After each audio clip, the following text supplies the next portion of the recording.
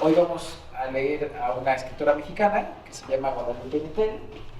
Ella, como saben, pues es de estas escritoras, digamos, contemporáneas. Nació en 1973, lo cual es relativamente joven. Bueno, para unos jóvenes, a lo mejor para ustedes ya es alguien muy mayor, pero para nosotros no lo es tanto. Ella es, digamos, una escritora que usó, bueno, ahora vamos a hablar sobre su vida, su obra, pero de su formación es licenciada en Letras Hispánicas, estudió el doctorado en Ciencias del Lenguaje en Francia, y bueno, es una autora que no es muy abundante, pero tiene una obra, digamos, ya a esta altura considerable, ¿no? Tenemos, su primera novela fue, bueno, escribió un libro de cuentos previamente, pero después publicó El Huésped, El cuerpo en que nací, Pétalos, que son cuentos interesantísimos. Ahí luego se pueden googlear en ese cuentito fabuloso de ay, se me olvidó el nombre, perdón, ahorita les digo el dato, se me fue el nombre, que incluso lo narra ella, lo buscan así en internet, descarga de Cultura UNAM, Guadalupe Nettel, y narra su cuento Bonsai se llama. Escribió ese libro de Pétalos, escribió después El cuerpo en que nací, una novela que se llama Después del invierno, que es muy interesante porque plantea una etapa en la que el personaje viaja al extranjero, hace un doctorado en Francia, como ella, y se enamora. Y entonces hay un momento en el que presenta cómo lo ve el hombre y cómo ve la mujer esa relación. Esos mismos hechos, cómo los ve uno y cómo los ve el otro. Cuáles son esos antecedentes, cuáles son las circunstancias que tiene que enfrentar alguien que está en la soledad, en el extranjero, haciendo un posgrado. Está muy interesante la novela. Y también escribió un cuento que creo que es mi favorito de ella, que se llama El matrimonio de los peces rojos, que es una serie de cuentos donde cada cuento está enfocado a un animal, gatos, perros, pero que conviven con seres humanos. Y el animal refleja lo que está viviendo el personaje en ese momento de la obra. Es el matrimonio de los peces rojos, y de hecho con ese ganó un premio muy importante. Con El cuerpo, Después del invierno también ganó el premio de novela, novela errante, y después publicó Hija única y recientemente Los divagantes. O sea que no es tan abundante la novela, pero todas son pequeñas. O los libros de cuento, que son el de Pétalos, por ejemplo, y el matrimonio de los peces rojos, son muy pequeños, son bastante accesibles. Y ella es una autora que se considera de esta línea de escritores, digamos, que no entran en el esquema social, ¿no? Que de ella los denomina outsiders, y ella se considera una outsider, y todos sus cuentos, sus novelas, sus cuentos y novelas están enfocadas en esa característica. Los personajes siempre son como marginales, tanto en sus cuentos como en las novelas, y es lo que pasa aquí en El cuerpo en que nací. Entonces, que es el tema que vamos a abordar el día de hoy, la vida más bien la obra El cuerpo en que nací, donde ella presenta su obra. Esta obra está enmarcada en lo que llamamos autoficción, que es como que un género literario que ha tenido mucho éxito, especialmente en los últimos 15 años. Porque antes las novelas hablaban de todo, de elementos universales, o por ejemplo cuando uno lee a Tolstoy, a Dostoyevsky, a Chekhov, uno siente que está leyendo lo que le pasa al personaje, es lo que le pasa al universo entero, ¿no? Y los nuevos escritores están enfocados ya a escribir sobre sí mismos, lo que he vivido yo, lo que me ha pasado a mí mismo, y hay éxitos impresionantes. De hecho, en el género, en estos géneros, por ejemplo, hay un autor luego que se llama Carlo Benausgaard, que escribió toda una serie de 6 libros que se llama Mi lucha, y es fue un bestseller, de hablar sobre su vida, ¿no? Y es algo equivalente a lo que es el Guadalupe Nettel en ficción, y que también es como una lucha de demostrar que en este caso la mujer también puede vivir una vida, que ahorita lo vamos a abordar, ¿no? Tener una vida libre y en igualdad que los hombres, hasta donde la biología lo permite, ¿no? Que es algo que también nos señala la novela. Y bueno, pues creo que con esto podríamos comenzar. Hay muchas cosas que hablar de la novela, que en realidad es muy atractiva, especialmente para ver cómo comparar la propia vida, ¿no? Y que también lo hace el propio personaje comparando su vida al leer otras obras literarias. ¿Quiénes de aquí pudieron leer la novela? ¿De los presentes? Muy bien. Los que no la pudieron leer, les invitamos a que la lean porque es muy, muy atractiva. Y le voy a ceder la palabra al doctor Víctor Isidro, para que nos dé su introducción y pasemos ya directamente al contenido. Bueno, buenas tardes a todos y a todas. Yo voy a resumir un poco la novela a muy grandes rasgos, y como lo dijo el doctor Jonathan, es una gran ficción. Y cuando uno lee las cosas textuales, da muchos problemas porque algunas cosas no son, suena como un narrador no creíble, ¿cierto? Se toman las cosas como textuales, porque al final de cuentas está narrando realmente su vida desde que nació hasta los 17 años, es cuando acaba, ¿cierto?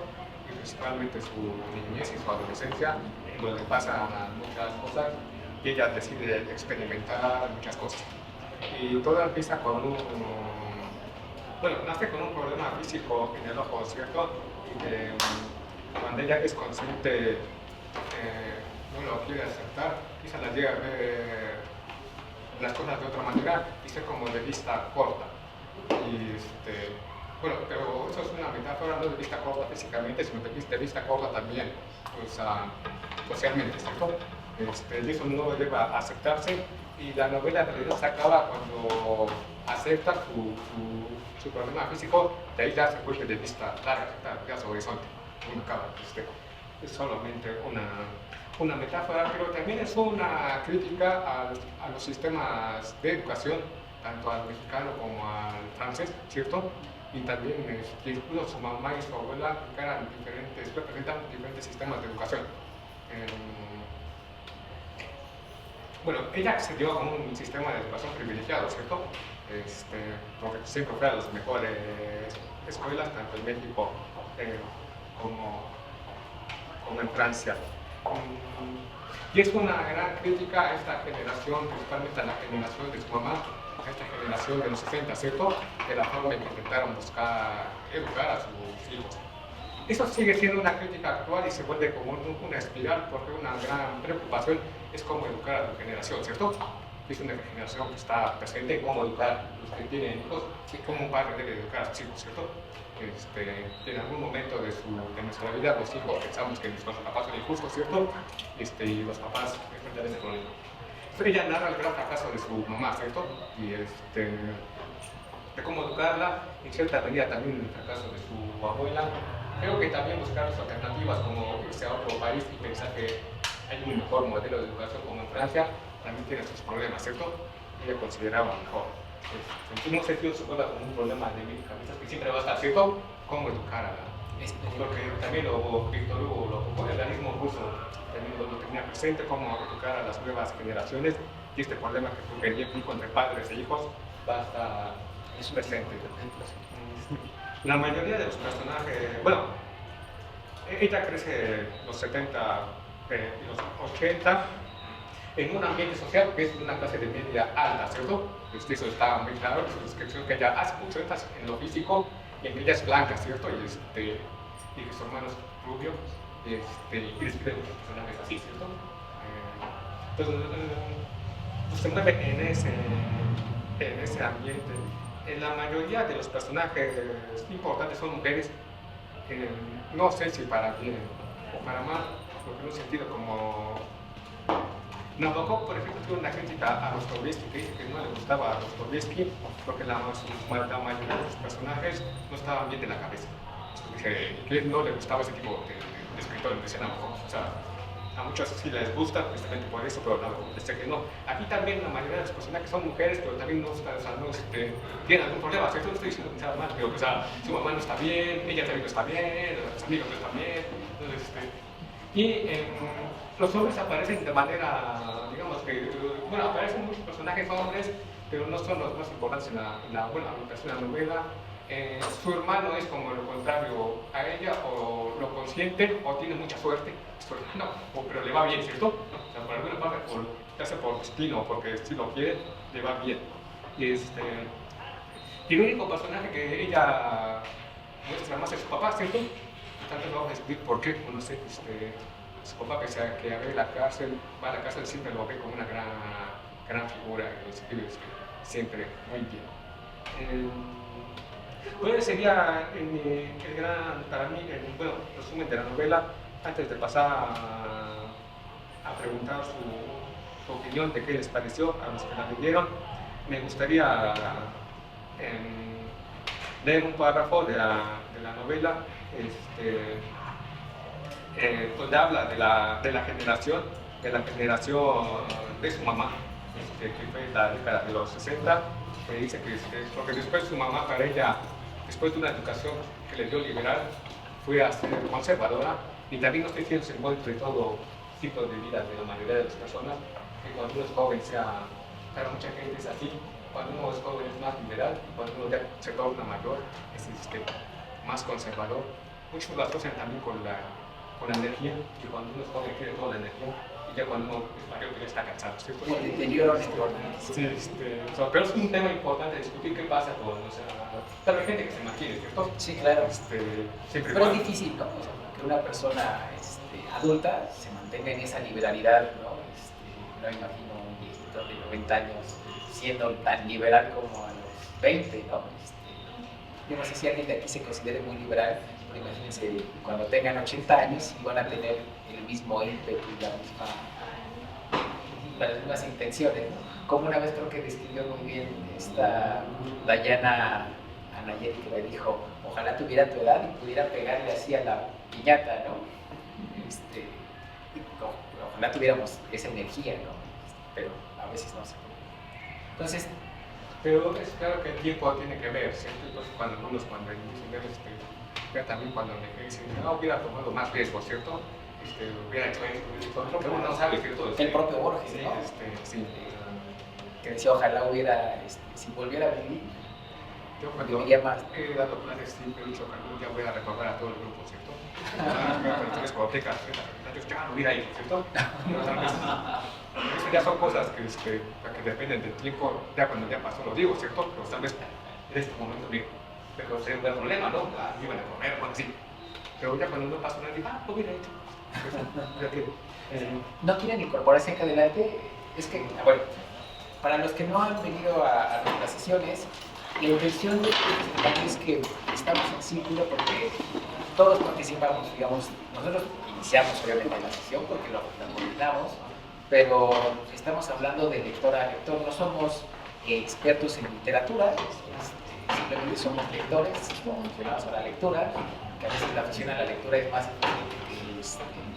que una lectura profesional. Entonces, lo que queremos es que todos se aficionen a leer, que todos participemos en el mismo nivel, por eso todos estamos aquí de frente, todos estamos cerca, ¿no? En cualquier momento que alguien quiera participar, levanta la mano y toma la palabra, ¿no?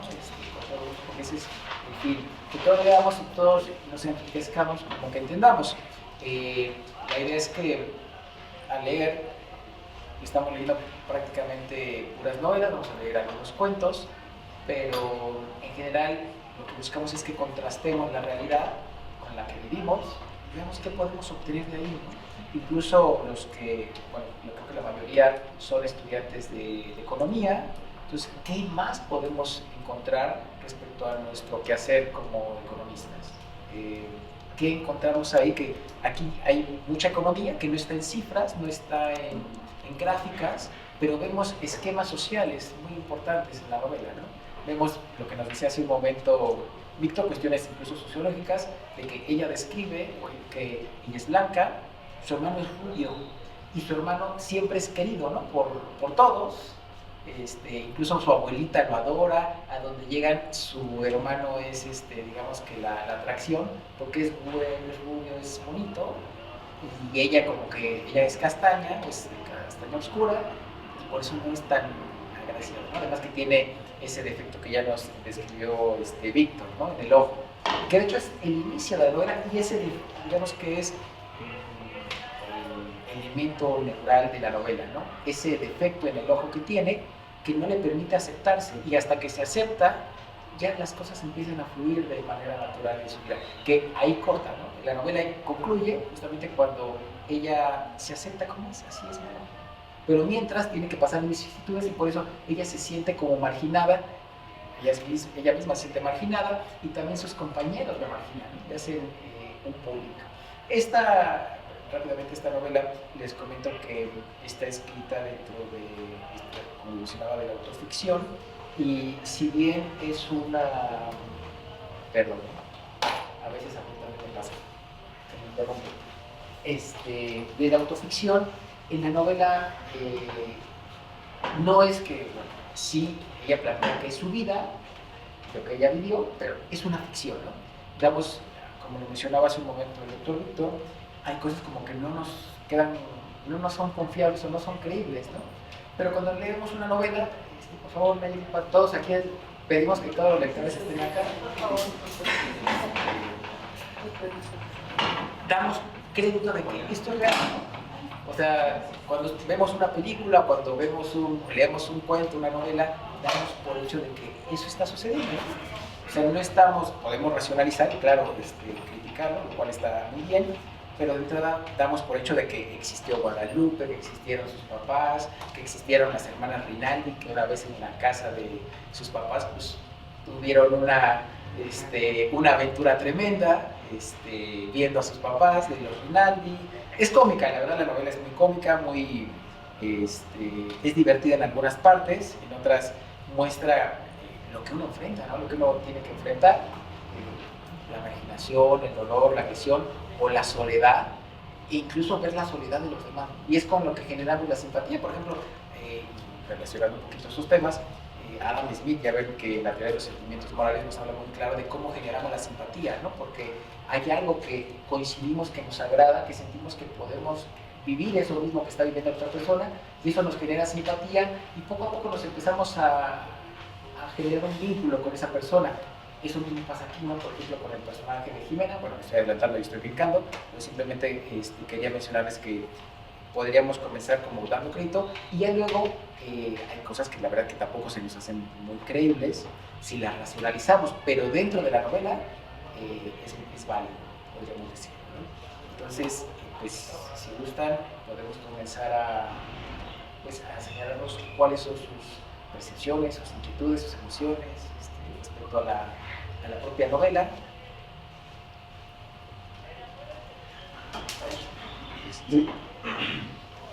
A mí me gustó la novela, es un diálogo, a ti te posiciona como lo que va a leer la doctora Blavatsky, ¿o cómo se llama? Blavatsky. Es Blavatsky. Te posiciona en lo que va a leer la doctora Blavatsky. Yo veo que es como un relato bastante reflexivo, muy reflexivo del personaje. Sin embargo, yo veo que vería que hay 3 niveles de personajes. Por ejemplo, cuando habla de la abuela y que dice que en su casa está la ola verde, ¿no? Que conservaba demasiadas cosas, y empíricamente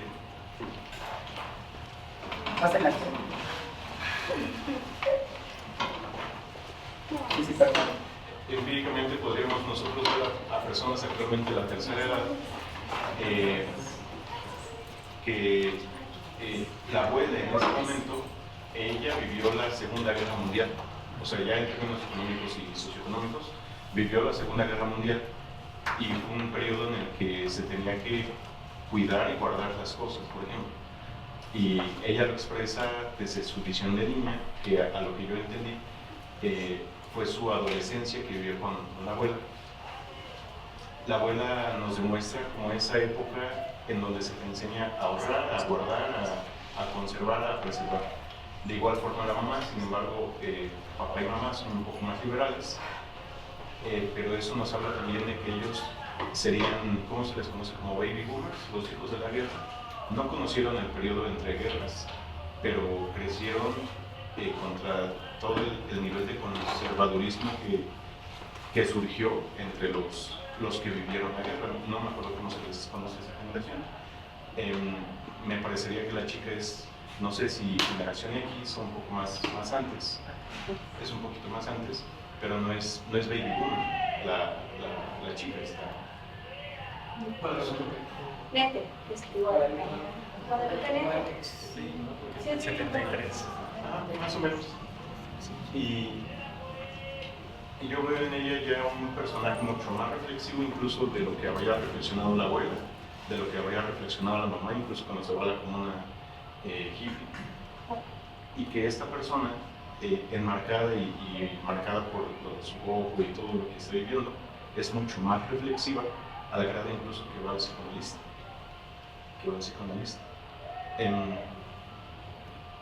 Tengo más comentarios, tengo más cosas, pero es lo que puedo aportar. Pero su papá era psicoanalista. Psiquiatra. De los más reconocidos. Bueno, su papá hace muchas cosas. No las oído, no puedo hablar. Era Superman. Se encontró su criptonita y lo llevó a la cárcel. No, la verdad es que la obra me gustó mucho. Es de, creo que en un día, en la leí entera porque no la puedo dejar de leer, es bastante entretenida.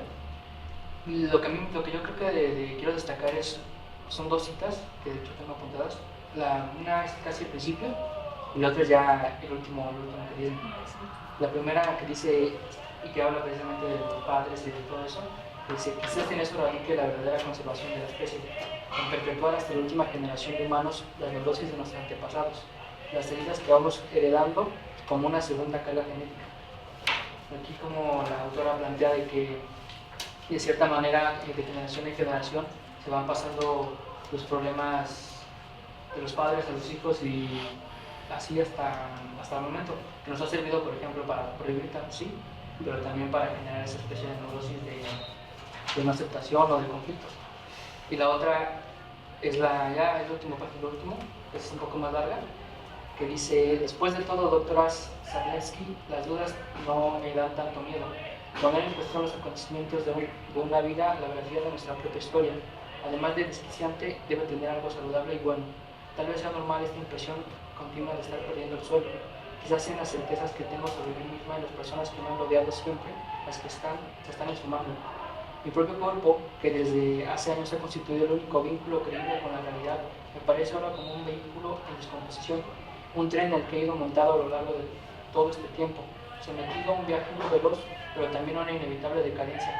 Muchas de las personas y lugares que conforman los paisajes recurrentes han desaparecido con una naturalidad pasmosa, y los que siguen ahí, de tanto acentuar su neurosis y sus gestos faciales, se han convertido en la caricatura de quienes fueron alguna vez. El cuerpo en el que nacimos no es el mismo cuerpo en el que dejamos. No me refiero solo a la infinidad de veces que mutan nuestras células, sino a sus rasgos más distintivos, esos tatuajes y cicatrices que con nuestra personalidad y nuestras condiciones la vamos añadiendo a tientas como mejor podemos, sin orientación ni tutorías. Creo que estos dos citas narran como, al menos de la perspectiva mía, el trayecto dialéctico que tuvo la autora de la aceptación y el conflicto presente que yo noto en la obra es el conflicto entre el cuerpo y la mente. Por ejemplo, cómo ella se percibe en su cuerpo y cuando pasa lo de que empieza a ver cucarachas y insectos y todo eso, cómo ella menciona que hasta le da miedo perder la cabeza a tan temprana edad. Entonces ese conflicto para mí creo que es el principal de toda la obra. Justamente esa es una cita que decía, cuando nuestro cuerpo no es el mismo al nacer que al que morir, porque al morir, ¿no? Porque está cargado de nuestra historia, pero justamente en este sentido, como ella se siente reclinada justamente por el lunar que tiene en el ojo, que está casi en el iris, lo dice así, ¿no? Y en ese sentido, en un sentido económico e histórico, nosotros venimos, no sé, de un sistema de castas, ¿no? Y justamente hay una lectura que ayer retomábamos, que es como con la independencia tal vez se pudo haber ido ese sistema, pero perduraron las ideas y como esa diferencia social. Justamente siento que toda persona está muy desarrollada en su contexto histórico material y justamente debido a estas ideas que justamente se nos dan, ¿no? De cómo debería de ser nuestro cuerpo, con estándares incluso en la actualidad con estándares europeos, entre otras cosas, pues obviamente nos genera como un rechazo a nosotros mismos. Y de hecho la última parte me hizo llorar porque justamente ella se está aceptando y ella está como diciendo, somos nuestras cicatrices, o muchas veces nos inquietan, no sé, cuando las mujeres somos más grandes, ¿no? Nuestras estrías, ¿no? Pero al final del día eso representa como nuestra historia y representa las violencias que hemos tenido como seres humanos. De hecho, la novela, ahorita lo mencioné, por ejemplo, marca todo un proceso de transformación, ¿no? Lo que mencionaba de la dialéctica y todo el tiempo es una transformación que vive tanto en su mente, como lo mencionaban, como en su cuerpo. Todo el tiempo se está transformando su cuerpo. Y ella es interesante y divertido, ¿no? Porque se relaciona con los trilobites, como lo dice, que ella se siente un trilobite que además es curioso porque su mamá le decía cucaracha, párate derecha, pareces cucaracha, ¿no? Y hasta de cariño le decía cucarachita, párate derecha, ¿no? Y entonces uno lo lee y dice, pues es una agresión, ¿no? Es violencia. Pero eso le quedó marcada porque cuando empieza a ver a los insectos que están en esas etapas de tanto estrés, las arañas y los demás gusanos que veía, le daban miedo, lo atacaban, pero cuando llegaban, se le aparecían las cucarachas, sentía que eran las que la defendían, la protegían, ¿no? Por eso hace la relación incluso ahí con este personaje de Gregorio Samsa, ¿no? De Kafka, en eso me he convertido, ¿no? Y entonces ella misma se ve casi con sus antenitas y sus patitas y no confía en ella, porque incluso recuerdan cuando está con su vecino que le gusta, que se llama Oscar Soldevila, ella misma no confía en ella, ella se la autopercibe como esa cucaracha y se dice a sí misma, ¿no? A veces pienso que no, mentira, y dice, a pesar del interés evidente que mostraba, yo me había convencido de que jamás podría gustarle, ¿no? Cuando miro las fotos de ese tiempo, veo una línea delgada y larguirucha con una cara bonita, alguien más bien atractivo, y sin embargo lo que yo veía en el espejo en aquel entonces era algo parecido a una oruga que había encontrado la muerte en mi zapato, era la oruga que había encontrado la muerte en mi zapato. Ella se autopercibe como un insecto, o sea, no se valora a sí misma, y esa valoración quizá no la tiene porque tenía esa, digamos, como que un velo en su ojo que no le permitía ver lo que ella era en realidad, ¿no? O sea, no se autopercibía como alguien hermoso, o alguien valioso, siempre como alguien menor o más chiquita, ¿no? Y cómo se va transformando durante toda esa infancia, pero no se va valorando, ¿no? Hasta que ya por fin le dijeron, eso ya no se puede quitar, porque todo el tiempo tuvo la esperanza de que ese era su mal y que se le tenía que quitar, ¿no? Que le iban a operar y que le iban a mejorar la imagen de su ojo. Y además recuerden que primero, además la violencia, ¿no? De ponerle un parche casi todo el día y en la tarde se lo quitaban y luego resulta que después crece y se lo vuelven a poner y resulta que el ojo bueno se empezó a volver bien flojo y entonces ya tenía como un ojo virolo y se le iba para un lado y para el otro y todo el mundo la veía extraña, ¿no?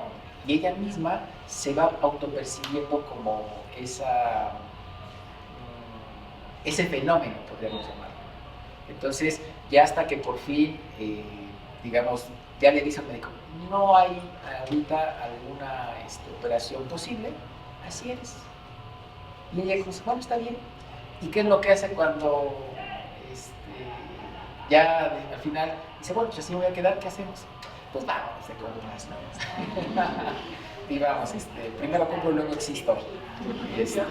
Pero es algo muy interesante esa parte, es una transformación, todo el tiempo la novela habla de la transformación que tiene el personaje, Guadalupe, desde su infancia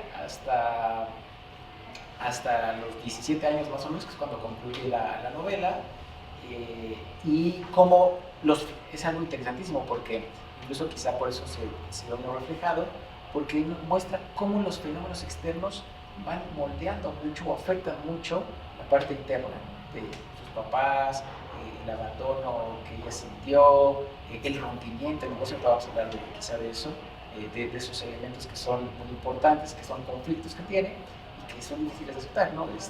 La separación de sus padres, el divorcio, la cárcel, la ida a Francia, la expulsión de Francia por su mamá y el regreso con la abuela, la lectura quizá de la propia novela de García Márquez, que le dio paz, ¿no? Eso también es una enseñanza importantísima, ¿no? Cómo la lectura nos hace ver otra realidad, pero a la vez también nos da paz en lo que necesitamos para poder.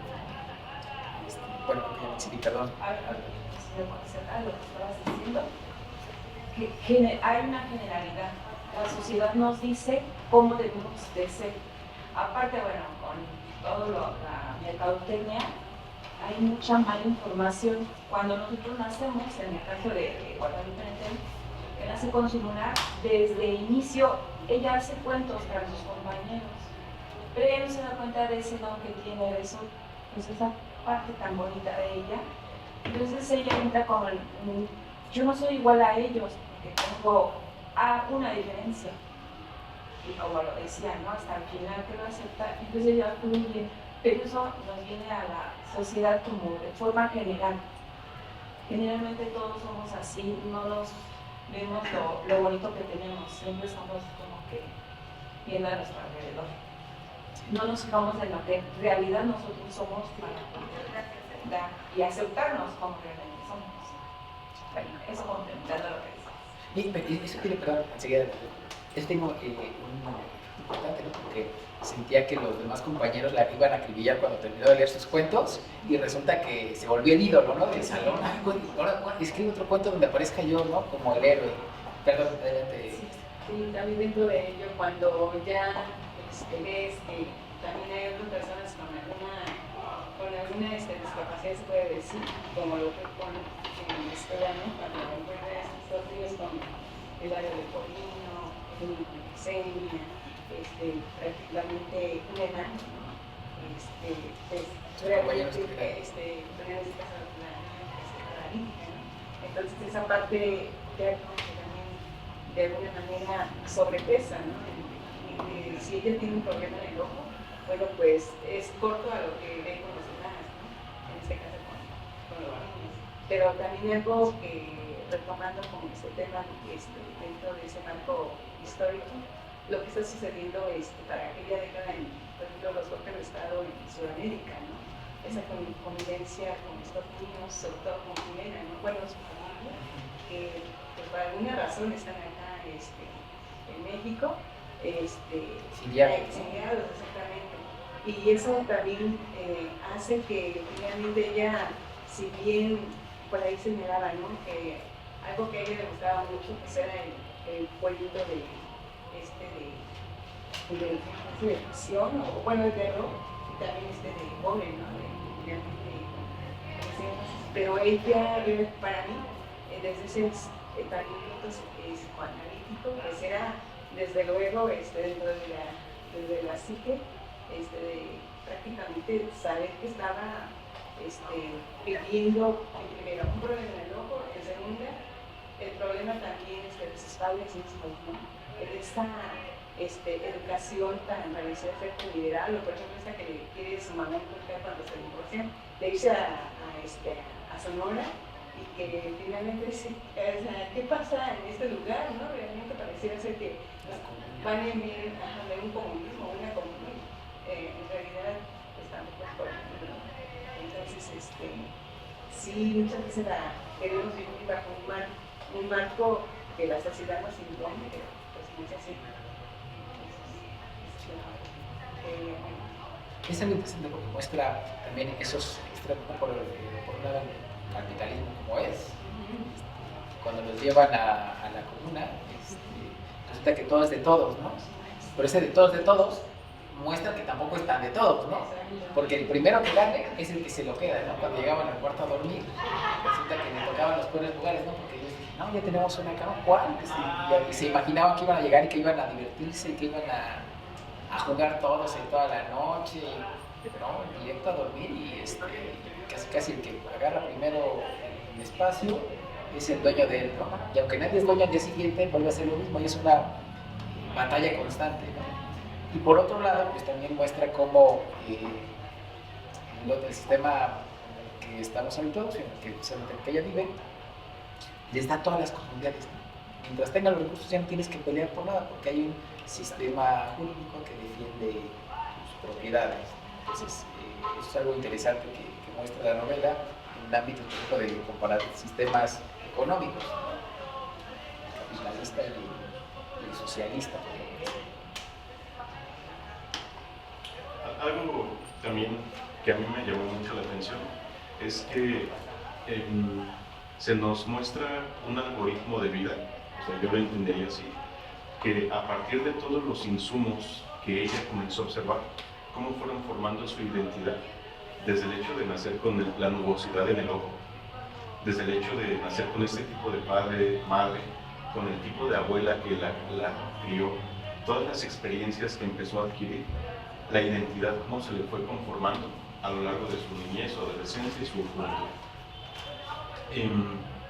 Algún par de términos interesantes como onanismo, fui a dar a la Biblia a ver qué significaba porque vi que venía de ahí. Cuando llama a su abuela que tenía el síndrome de Diógenes, fui a investigar qué significa Diógenes. Y esa clase de cómo ella los empieza a clasificar, para mí, como lo había mencionado en la cita, toda la realidad que ella comienza a percibir, cómo la va moldeando en su identidad. Y eso para mí es un algoritmo. Y ahí, si ella no hubiera tenido escaleras en los departamentos, no habría descubierto la parte sexual de su cuerpo, ¿no? Si sus padres no se hubieran separado, no habría caído en las manos de la abuela. Si ella no hubiera nacido con esa nubosidad, habría sido tan reflexiva la autora. O sea, esas cuestiones que pudieron ser diferentes, ¿cómo la fueron moldeando en su identidad?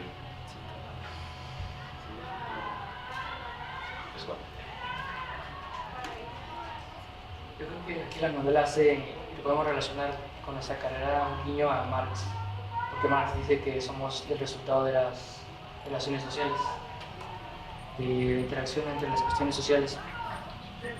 Y pues se ve en la historia cómo es lo material, o más que nada no tanto lo material sino lo social, y cómo eso impacta en la autora para poder determinar cómo se desarrolla su proceso de vida. Algo interesante que me quedó también de la novela fue igual en relación a lo que decía el doctor Víctor, de la educación, esa crítica a los sistemas educativos, ¿no? Porque sus papás eran muy liberales y le querían enseñar cómo era la sexualidad, ¿no? Y le hablaban de cómo se hacían los hijos y les compraban libros, ¿no? Sobre la sexualidad. Pero cuando va a la casa de la Rinaldi y empiezan los papás a tener relaciones sexuales ahí frente a ellas, dice que son como, bueno, no dice así literal, pero algo así como que ven la evolución y dicen, pues estos son unos primates que más bien, en lugar de amor, parece que se están peleando y se están matando, ¿no? Y entonces es algo muy interesante porque nos refleja que una cosa es la teoría, lo que viene en los libros, pero en la vida real es otra cosa diferente. Y uno piensa que es muy bonito o que es muy mecánico, muy fijo, pero en la vida real es algo distinto, ¿no? Y es algo que nos vamos a tener que enfrentar cuando ya empiezan a aplicar los conocimientos que están aprendiendo en la carrera o en las cuestiones teóricas en la vida real. Sí te lo platican, pero no es jamás lo que te imaginas como lo que le pasó a ella con la final. Bueno, y relacionado con eso es que también descubre que el acto sexual no es como tal siempre un acto con buenas intenciones, sino que también es un acto que guarda malas intenciones, como lo que le pasó a su vecinita, a su amiguita, que fue abusada sexualmente, ¿no? Entonces ahí, como dice el doctor Iván, pues sí hay un enfrentamiento muy fuerte entre la realidad y lo que podría decir quizá la teoría, ¿no? No siempre va de la mano. ¿Cuál es un simbolismo que utiliza la autora? ¿Cierto? Puede ser malo, puede ser otro. Eso ya muestra En los lados. los caminos, ¿cierto? Eso está presente con todas sus amigas, ¿cierto? Porque hay una que le gusta el suicidio. Es un personaje que en realidad si se lee lineal, como que no cabe, ¿cierto? Podría ser con simbolismo, ya te está mostrando el suicidio que el camino que no debe seguir, ¿cierto? Y muchas de sus amigas son así, ¿cierto? Son caminos que no debe de seguir. Y de hecho, esa es lo que conocemos, porque si recuerdan, y qué bueno que lo explica así, Víctor, porque recuerdan, dice que se encuentra a Jimena enfrente, simétricamente, exactamente enfrente de ella, como si fuera ella misma, ¿no? Como si fuera un espejo, y le muestra lo que, lo dice perfecto, le muestra lo que no tiene que hacer, porque ambas viven en soledad, ¿no? Están se sienten como atrapadas y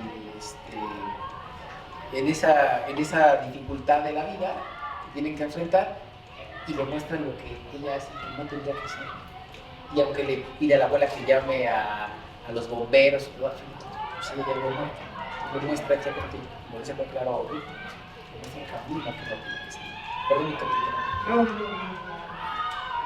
Bueno, yo tengo que decir que tal vez yo no sentí tanto, pero creo que fui el único que no establece la vagina de Ibar. No sentí tanto la novela. No me parece un personaje tan reflexivo. Esta Guadalupe. Sí.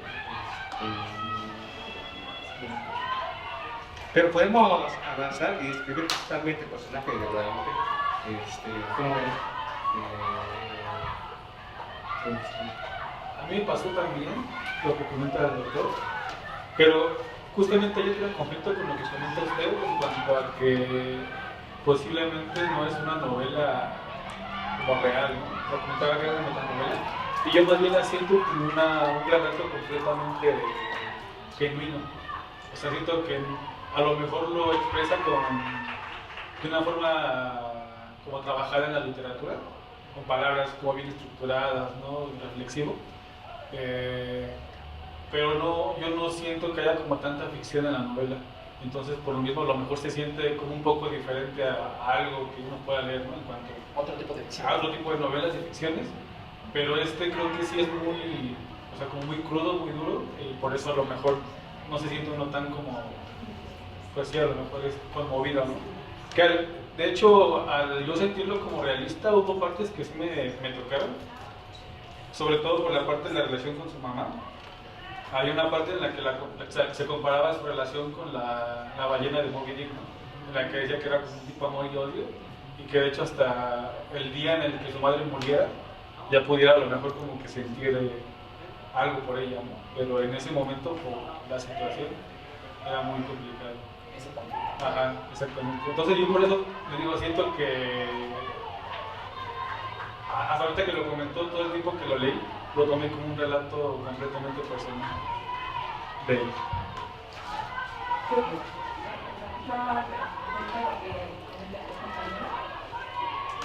Hubo una parte donde yo me imaginé un sillón y a la doctora Sarkozy y Guadalupe platicándole su vida. O sea, era así como ustedes escuchan, o sea, el lector escucha de que en realidad yo estoy confesando.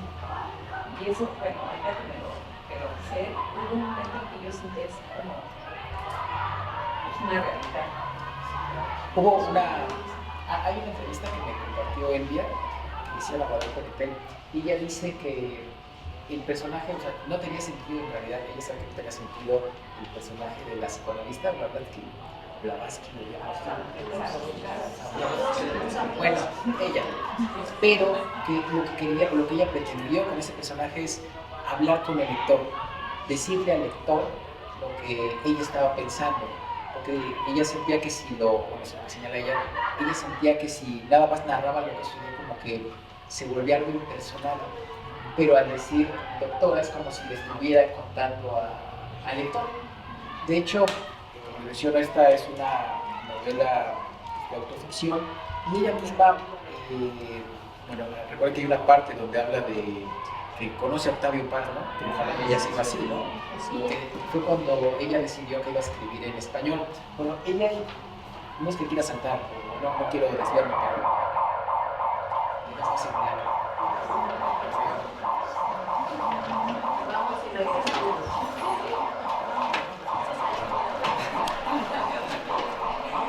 la obra de Octavio Paz. Y ella, de hecho, cuando en la introducción de este libro, que es sobre la obra de Octavio Paz, retoma dos elementos, dos párrafos que son muy interesantes de la obra de Sor Inés de la Cruz o Las trampas de la fe, Octavio Paz, y habla justamente sobre estas cuestiones de la escritura, cómo reflejan la obra de su vida en la obra, un autor, o la obra está reflejada también en la vida. Entonces dice, por ejemplo, como el propio Paz explicó claramente en su estudio sobre Sor Juana Inés de la Cruz, es claro que hay una relación entre la vida y la obra de un escritor, pero esa relación nunca es simple. La vida no explica enteramente la obra y la obra tampoco explica la vida. Entre una y la otra hay una zona vacía, una hendedura. Hay algo que no está en la obra y que no está en la vida del autor. Ese algo es lo que se llama creación o inversión artística, que es básicamente la ficción, ¿no? Está inventando, o sea, es lo que ella ha vivido, lo que le tocó en la ficción, pero es parte de su vida.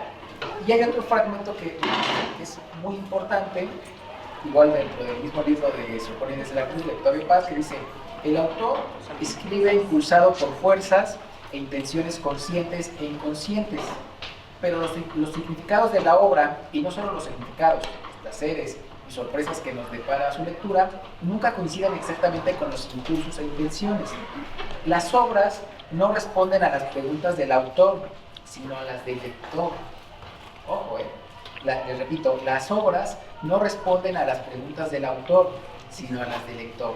Esta obra, entre la obra y el autor, se interpone un elemento que los separa, el lector.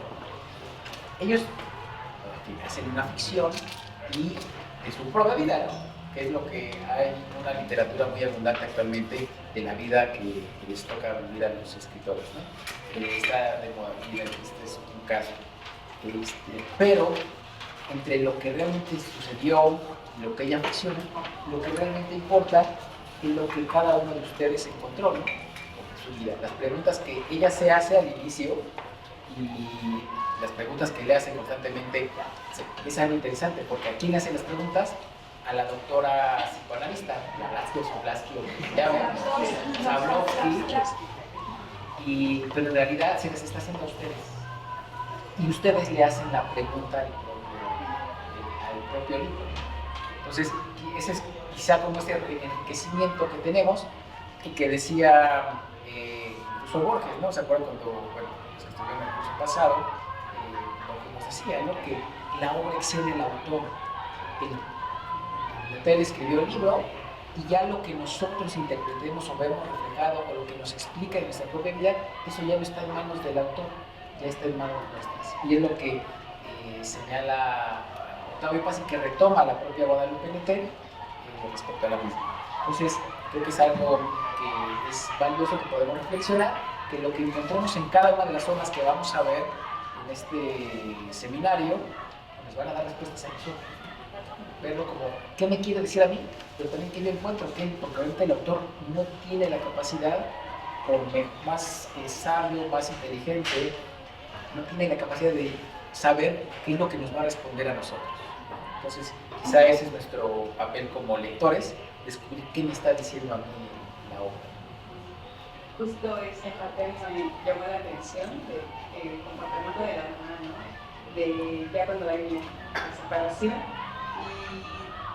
y ella finalmente pues está muy metida así en un momento lo liberal, de repente quiere cambiar, ¿no? La dedicación hacia sus hijos. Pero ahí señala a este autor, a Ulrich, este psicólogo y psicoanalista austriaco, seguidor de Sigmund finalmente, ya había leído alguna de sus obras de este autor, y él justamente marca de que dentro de la neurosis y desde un enfoque marxista, prácticamente él vincula, ¿no?, con un marxismo el psicoanálisis. Declara que la condición de la neurosis puede ser causada por las condiciones físicas y socioeconómicas de una sociedad. Señaló la razón de la neurosis específicamente a lo que puede potenciar orgasmo. Entonces a todo eso que vivía la mamá de Miguel, era así como, ¿qué está pasando con ella? Yo en un momento estaba así como, a ver, ¿qué está pasando con mi mamá? ¿Por qué esta vida tan liberal y tan democrática, ¿no? Si bien estaba un poco marcada por la época, todo ese lenguaje cultural que se tenía, o ese contexto social que se vivía, bueno, creo que también estaba servido. Eso es muy interesante porque va relacionado con lo que decía el doctor al principio, ¿no? Que es una crítica a los sistemas educativos, y esas ortodoxias, en realidad es una crítica a la ortodoxia, porque en el caso de los papás que querían ser muy liberales, que eran tan abiertos, hasta me se me hizo muy gracioso, ¿no? Como hay un fragmento que se me hace muy divertido, donde ya los papás se les revierte, ¿no? Y les hace daño, ¿no? Que quisieron hacer una pareja abierta y eso no les funcionó. Entonces, incluso hasta cómo lo justifican, dice, ellos lo justificaban ante otros adultos argumentando que la propiedad privada era escandalosa, y aunque no era posible erradicarla de manera general, al menos podían contribuir con poner sus cuerpos al alcance de otras almas necesitadas de afecto. Había una máxima en aquella década descarriada y confusa: un vaso de agua y un acostón no se le niega a nadie. No sé si ustedes lo recuerdan. Lo importante, según ellos, era mantener la lealtad con la pareja y hacerla partícipe por medio de un relato pormenorizado de cada uno de sus encuentros extramatrimoniales, ¿no? Y entonces, esos excesos son los que terminan generando esa crisis en la familia y ese rompimiento de la familia, ¿no? Que es uno de los conflictos fuertes que ella tiene, el rompimiento de su familia, ¿no? Que la marca, y que tiene que ver mucho con esa neurosis, ¿no? Y que Freud siempre dice que también el no poder expresar lo que está sucediendo genera también esas neurosis, ¿no? Que aquí sí lo expresaban, pero se les fue de las manos, ¿no?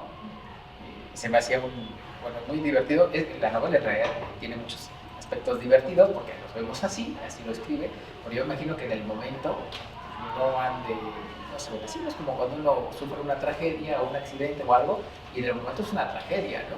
Ya uno se acuerda y te da risa, ¿no? Ay, ¿te acuerdas cómo te caíste? O lo que te hicieron, que fuiste la burla, y dices, sí, pero en el momento pues es una tragedia y genera justamente esos conflictos internos. Así es.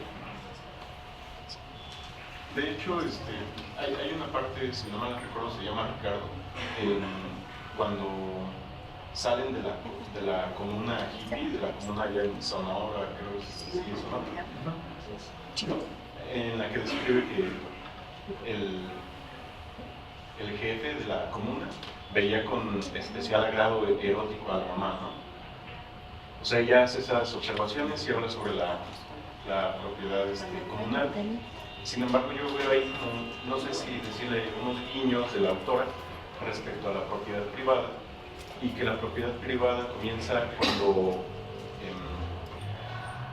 la propiedad no es tan privada, cuando la novia del comunal le reclama a ella y escapa, y que años después se los encuentra en una playa, creo, y que se habían salido de ahí el chico mayor del cuarto de los jóvenes, que dice que ahí no hubieran podido disfrutar de esos hoteles de lujo que ahora disfrutaban. Yo siento que ahí la autora habla de lo que es comunal y los frutos de la propiedad privada. Hace esa distinción, aunque es muy ligero, quizás queda a cuenta del autor, del lector, profundizar un poco más en esa reflexión de la propiedad privada. Sí, claro. Eso es muy interesante, ¿no? Porque muestra cómo tiene que mencionar, ¿no? Que en esa parte de la comuna que es como el sistema socialista, que aparentemente la propiedad es de todos, incluso casi el cuerpo del otro le pertenece a la comunidad, pero realmente no lo está, ¿no? Cuando le va a reclamar, como dices, la pareja del señor y cómo con toda la natural dice, o sea, lo describe, ¿no? De que era una atracción sexual o una intención sexual con su madre, lo veía normal, ¿no? O sea, bueno, no sé si lo veía normal, pero por lo menos lo describe como si fuera algo normal, ¿no? Que resulta que lo que es común no es tan común, ¿no? Porque creo que la naturaleza es que tenemos propiedad privada. Lo mío es mío, no es de nadie más. Pero es interesante. Yo también creo que la autora le hace un guiño a la propiedad privada porque precisamente cuando los padres de la protagonista practican la poligamia, la autora identifica que ese es como que el origen que terminó por destruir y separar a su familia. Entonces pues yo también como que encuentro ese guiño. Sí, claro. Podría ser. Pero ¿en dónde estaría la propiedad privada? Es que es un acuerdo, ¿no? El acuerdo de monogamia. Exactamente. Porque se casaron, ¿no? Pero no sería una relación de amor o propiedad, ¿cierto? O no sé. Pero digamos, Como que se Es que si lo No, pero extrapolamos... por amor, esa es la discusión de Engels de origen del Estado, ¿cierto? De los matrimonios por amor, dice el capitalismo, dice, solamente sucedieron en el pasado. Pero el capitalismo no se da por es eso. un acuerdo de exclusividad. Por eso mismo, pero eso mucha gente lo ha rebatido que los matrimonios por amor, por las libertades son de esta generación, ¿cierto? Y que no funciona, ¿no? Se mostró Que no funciona, pero por eso la autora más bien es un eterno retorno a ciertos temas que se han discutido de vuelo. Sí, claro. Pero sí, ellos se refieren básicamente, o al menos así lo entiendo, a una especie de exclusividad. Así como en el capitalismo es propiedad privada, no es que sea exactamente propiedad, pero es exclusividad, como un contrato de exclusividad que puede ser, que no puede hacer alguien usufructo de ese acuerdo de exclusividad, ¿no? Y por eso se rompe el vínculo familiar. ¿Sí?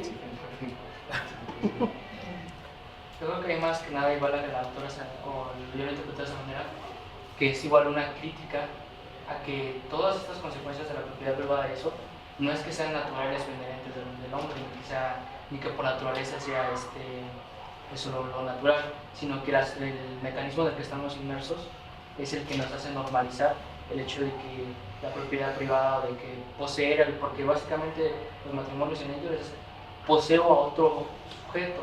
En ese momento era a la mujer que ni siquiera era vista como una persona igual a un hombre. Entonces, no es que eso sea natural, sino que la propia estructura social en la que estábamos nos hace creer que eso es lo natural. De hecho, la propia autora, en una cita, critica a la sociedad mexicana porque dice, ni siquiera en el interior de cada clase social mexicana existe una sensación de pertenencia o de gremio, solidaridad. Era una palabra casi desconocida en ese entonces, que poco tiempo después habría de desprestigiar por completo un presidente. Entonces, México es la prueba clara de cómo el sistema de castas y cómo esa explotación propia del individuo por el individuo llevó a una marginalización de la sociedad. Lo vemos incluso ahorita mismo, como el 60% de la producción de la riqueza mexicana le pertenece a cerca del 1% de la población mexicana. Y cómo esas estructuras económicas determinan lo social y determinan lo natural. Pero esa parte de la solidaridad, o sea, sí lo menciona Guadalupe, efectivamente como que no había, pero justamente también menciona que sí la hubo después, ¿no? En ciertos casos de siniestro, ¿no? Y lo menciona también esos elementos de la simpatía que se generan con esta vinculación de, incluso lo podemos decir como solidaridad, cuando recuerdan que unos migrantes franceses le quieren robar su abrigo a su hermano, ¿no? Y entonces él dice, pero pues apeló a que él también era migrante, que su papá se tuvo que quedar, que vivían, entonces hace como, hace una especie de análisis, para decir yo, entre los amorados, ¿no? Una especie de solidaridad entre los amorados, ¿no? Dice que, él tenía así, diciendo, bueno, aquí decía, dice, cada año las casas rodantes de los gitanos se instalaban durante varios meses detrás de mi nuevo colegio. Una tarde mi hermano tuvo que volver caminando a casa por culpa de la huelga de transporte, que en Francia es algo muy frecuente, y se encontró con un par de chicos rum. Según la descripción que hizo al volver, debía tener alrededor de 12 años, mientras que él acaba de cumplir 9. También nos contó que al verlo se colocaron uno delante y otro por detrás como para intimidarlo, o sea, como delincuentes ya, ¿no? Acto seguido le pidieron que se quitara el reloj y el abrigo que llevaba puestos y se los diera. Mi hermano entonces apeló a la solidaridad entre extranjeros. Les dijo que no era francés y que había llegado de México con su madre y con su hermana buscando una vida mejor, como hacían ellos. ¿Y tu padre?, preguntó uno de los chicos. Tuvo que quedarse en México. No teníamos dinero para traerlo. Lo más increíble de la historia es que le creyeran. No, pero lo más importante de la historia no es que le creyeran, sino que también le devolvieron sus cosas de manera amable y con un apretón de manos. Existen reglas de ética entre los marginales, ¿no? O sea, referente a esta misma simpatía que expresa Adam Smith, que la teoría de los sentimientos morales, lo mismo sucede, ¿no?, entre los extranjeros que sí apelan a eso. Y que también, en cierto modo, sucede en México, que ella no le tocó como tal o no lo describe, pero sabemos que sí. Aunque es una crítica de forma general, en México sí somos muy egoístas, ¿no? Y por lo regular no apelamos a la solidaridad de manera cotidiana, más que en ciertos momentos. ¿Qué hay más? ¿Qué nos quieres contar? Yo lo que percibí, lo que yo leí, fue la historia de una niña privilegiada, que si bien es cierto, su historia parece catastrófica, porque es prácticamente una queja de todo lo que viví. Se sentía marginada. Finalmente veo que también en las clases privilegiadas sufren, ¿no? Porque finalmente su papá fue preso, ella vivió esa marginalidad dentro de su posición económica elevada. Tuvo la oportunidad de estudiar fuera del país, o sea, fue realmente educada con privilegios, aunque ella lo ve como una historia triste, o lo relata como si fuera algo triste. Tuvo contactos, o las amistades de sus papás eran intelectuales, a los que llamamos hoy intelectuales. O sea, realmente su vida, aunque ella pretende narrarla como una historia triste, o sea, sí, es evidente que también su familia fue una familia disfuncional, como cualquier otra, pero finalmente vivió con mucho privilegio, y ella quizás debiera enaltecer esa parte, porque vivió con esos privilegios. No cualquiera tiene esa oportunidad que tuvo ella, independientemente de que fuera a lo mejor discriminada en algún punto. Pero me gusta la historia porque también narra esas etapas que vivimos cuando somos niños, adolescentes, jóvenes, ¿no? Esas inseguridades que tenemos como personas, de cómo puede ser posible que yo con esta condición le pueda gustar a la persona o al chico más guapo, ¿no? Exactamente. O sea, es esa parte, esta es la parte humana. Pero finalmente, pues bueno, ella a lo mejor pretende manifestar su historia con esa tristeza, pero realmente fue una niña privilegiada. O sea, yo lo leo así.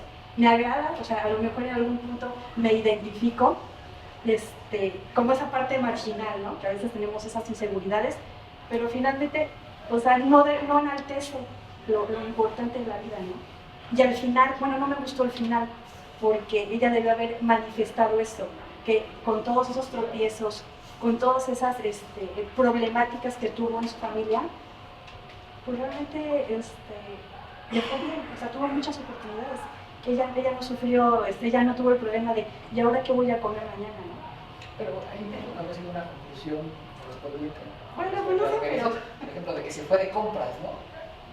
Esa O sea, conclusión con que se fue de compras, pues es en ese nivel en el que estaba. ¿No? Sí, claro, o sea, pero desde la posición de privilegio. Bueno, pero ahí, cuando uno es niño, por lo general cuando se pone a decir, ay, estoy en un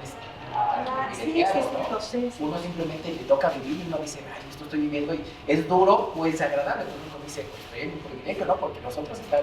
Sí, pero al final no hubieran mencionado algo así. Pero bueno. Doctora Zablaski. Yo vivía ella en lugares, en residencias, en colonias como el Pedregal, o cuando se fue a Francia, pues estaba en lugares marginados, ¿no?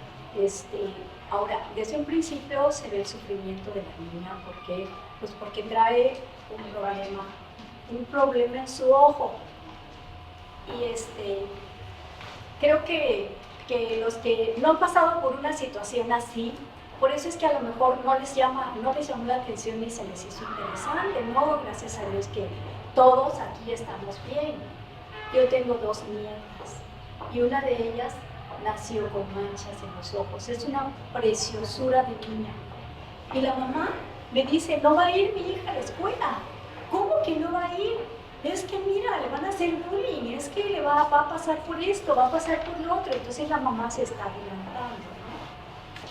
Pero no sabemos qué es cómo la van a tratar, porque también a la niña va a sufrir acoso escolar. Tengo otra nieta también que nació con extravísmo, no sé qué pasó ahí en la familia, pero nadie más ha presentado ese tipo de problemas. Pero sí son situaciones muy duras, muy dolorosas en la familia, porque a las niñas, pues hasta por el simple hecho de que les pongas los lentes, ya los compañeritos aún de su edad comienzan a atacar. ¿Por qué? Porque pues no hay una buena comunicación entre los padres con los hijos, y tampoco la hubo con esta Guadalupe, con sus padres, no tenía una comunicación con la abuela, que se supone que para todos la abuela es el pan de Dios, es la maravilla del mundo. En cambio ella no lo tuvo. Creo que con la única persona con quien se identificaba era con su hermano. Entonces yo comencé a ver muchas cosas que a ella le llegaron a doler, como la violación de la vecinita, porque dice que no pudo dormir en toda la noche.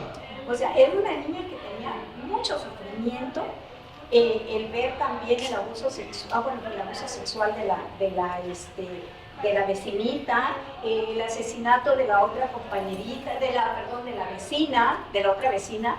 Entonces, ella va pasando por muchas etapas muy tristes de la vida, ¿no? Aunque pudiera tener lo que tuviera, aunque se hubiera ido a Francia, aunque viviera aunque aquí iba también ¿a qué colegio era? Montessori, pues no cualquiera va al liceo francés, entonces no cualquiera manda a sus hijos a ese tipo de escuelas. Ok, aquí, pero allá no sucedió así. Sin embargo, al final, a pesar de que era una pequeñita, ella sabía, ya traía bien marcado lo que le gustaba, ¿no? Le sirvió todo ese encierro para leer y leer y leer e irse identificando con autores, con muchas cosas, ¿no? Entonces, todo eso fue muy benéfico también a ella. O sea, en ese aspecto yo veo lo bueno de la niña, porque de ahí va a surgir lo que iba a ser eso. Venía con su futuro ya bien establecido. Me gusta la lectura, me gustaría escribir y lo voy a lograr.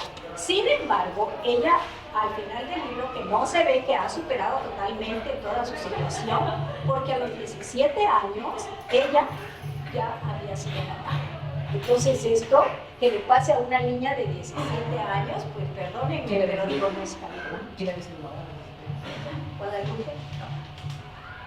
Bueno, ahí hay una razón, porque en algún momento hace como que un paréntesis inicio, está relatando que después cuando regresa, yo ya tenía a mi hijo, mi primer hijo, pero no lo tuvo a los 16. Perdón, yo busqué en internet y ella dice que ella tuvo a su primer hijo a sus 17 años.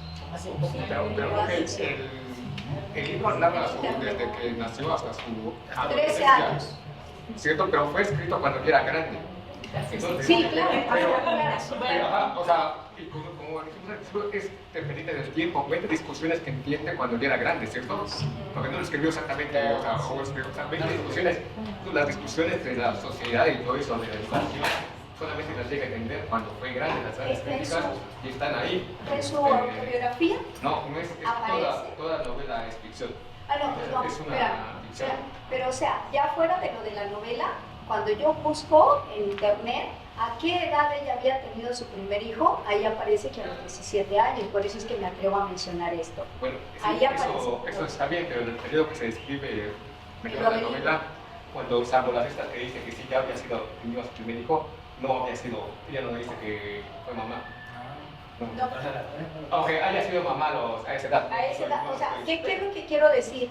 Que al final, o sea, aun cuando ella termina de hacer su libro, para mí no quiere decir de que ella ya concluye siendo inmensamente feliz, como en un cuento de hadas, o sea, hasta ahí no se ve todavía que ella tenga una vida estabilizada, estable. Todavía tenía problemas, o sea, aunque ella diga, aunque no puede superar una niña, perdónenme, pero una niña de 13 años no pudo haber ya superado todo el título de la vida. Es mi opinión. Sí, yo creo que te estás enfocando más a la perspectiva de la autora, ¿no? Ya como tal, desde afuera, porque la novela al final del día tiene bastante ficción y parte de realidad, pero al ver tu entorno ya a la autora, ya como la mujer que es hoy en día, dices, bueno, a los 17 años donde concluye la novela, en teoría, pues ella no estaba 100% sanada de todo lo que narra, ¿no? Digo, sí logra un gran texto literario, sin embargo, o sea, ella como persona, al final del día, todavía no estaba sanada porque relata que pues, a los 17 años pues fue mamá. Es lo que Sí, es justamente eso, no es una ficción, igual que estamos analizando la novela, es como si quisiéramos psicoanalizar quizá a Hamlet o a Otelo, pero que no pudieran ser psicoanalizados. Son personajes, porque es una cuestión que la autora es una novela y sí, yo al menos lo que entendí, que cuando narra que va a España, cuando conoce al tío de Jimena, dice que fue con su primer hijo, pero no fue a los 17 años, que el niño estaba chiquito, ¿no? Entonces, en la novela señala que su hijo era pequeño, tenía como 3 años, y ella había ido a España justamente porque le invitaron, porque estaba escribiendo, etc. Entonces, ya había, por lo menos, ya se había graduado de la licenciatura en letras. Entonces, pero bueno, digamos que pero sí es la novela que había de no sé si quieran hablar, por ejemplo, de los personajes, de la mamá, de sus amigas, de Sophie, que es su amiga en Francia, de sus amigas con regreso, de su prima, de su tía y de su maestra ahí, ¿cierto? Que es donde encuentra apoyo con su maestra y una de sus tías maternas. O de los personajes hombres, o de estos países en que se mueve, ¿cierto? Que también son como un simbolismo. México, Francia y su regreso a México, Chile que está presente y Estados Unidos, ¿cierto? Son los que están más presentes. Y al final de cuentas también es como un círculo, va a México, va a Francia y retorna, ¿cierto? A donde nació. Y al final de cuentas es como también la visión de que todos los países tienen problemas, ¿cierto? Y ella lo llega a decir, ¿cierto? Uno se imagina que en el extranjero lo van ahora son mejores, pero también tienen sus problemas, ¿cierto? Claro, que no lo ve. Y sobre todo a México, ¿cierto? En lo comentábamos con el autor Jonathan, no sé por qué razón, su primera amiga Jimena tenía relación con Chile, y una de sus amigas cuando regresa también tenía relación con Chile, ¿cierto? Entonces Chile siempre estuvo presente en ella. Y los dos grandes momentos de México y Francia. Pues alguien quiere comentar uno de los personajes de la mamá, que también era un personaje importante, también desde su punto de vista algo con muchos problemas, ¿cierto? Muchos problemas con sus amigas, y también Sophie también es un personaje, ya muy joven, ¿cierto? muy rebelde. No sé si a mí quiere decir algo de eso. O del papá, que es su figura principal. Yo creo que el personaje que más, o la parte de la novela que más me marcó lo personal a mí, es la parte del suicidio de Jimena, por el simbolismo que carga. Porque primero, el que compartió la autora con ella, nunca hablaron, no siquiera conocían su nombre. Era simplemente ella lo dice como que nunca hablaron ni se conocieron de forma ortodoxa.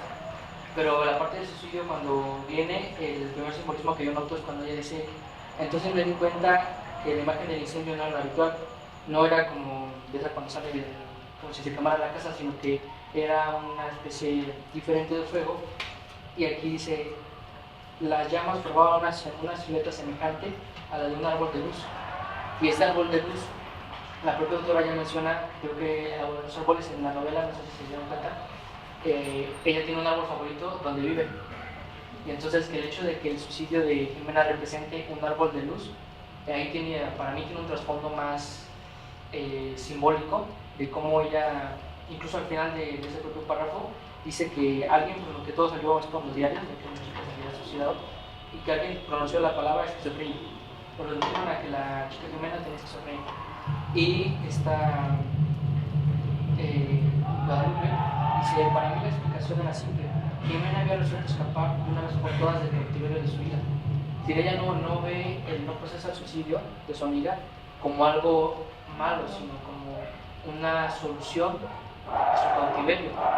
Y el problema aquí entra de nuevo el conflicto del problema central que entra en la novela, de lo que la sociedad te dice que es, de cómo se reduce. Se reduce simplemente a esquizofrenia.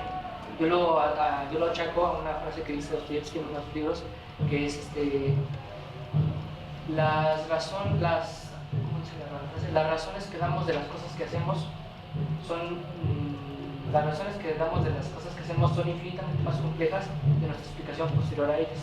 Es decir, que aunque nosotros decimos que hicimos algo por X razón, la verdadera razón por la que hicimos eso es muchísimo más compleja y no se puede poner en palabras muchas veces. Pues ahí denoto que está parecido a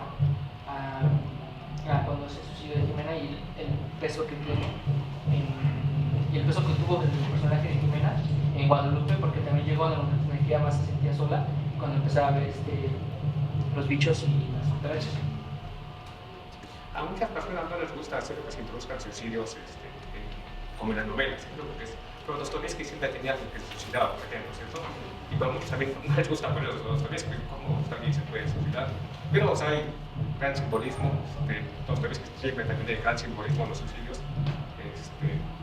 Sería un ejemplo de un gran simbolismo y de su amiga, de su primera amiga. Y los árboles, ¿no? Es muy importante porque le encantaba trepar, ¿no? O sea, por lo mismo de que se quería aislar, era muy buena trepando. Cuando estaba arriba, lo que le gustaba era estar arriba, ¿no?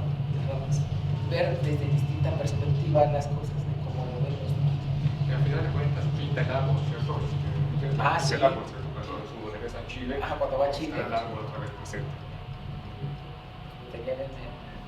En la casa, ¿no? Jimena fue la que pintó con el cuadro del árbol. Sí, exactamente. Encuentra el árbol en Chile, o sea, está el árbol, están sus libros, está al final de cuentas, que le mostró el camino también, todo eso es un gran simbolismo. Quisiera comentar de otro personaje que fue importante en su vida. Por ejemplo, le dieron cariño, ¿cierto? Como su tía y su maestra. Ella siempre la maestra fue buenísima. Su papá, su papá.